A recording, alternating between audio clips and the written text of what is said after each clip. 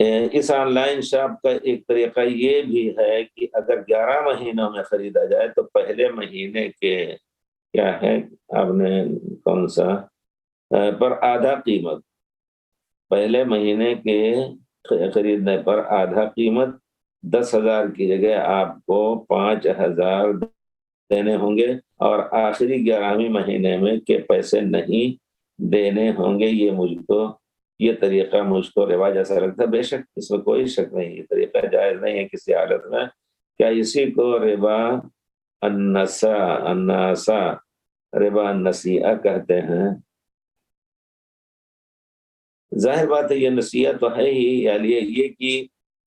اس میں جو کچھ وہ کہتے ہیں کہ اتنے دن پر خریدنا ہوگا تو اتنا دیں گے، اور اس سے زیادہ پر ہوگا، دو بھاؤ کرنا بھی غلط ہو جاتا ہے، بیعتین فی بیع،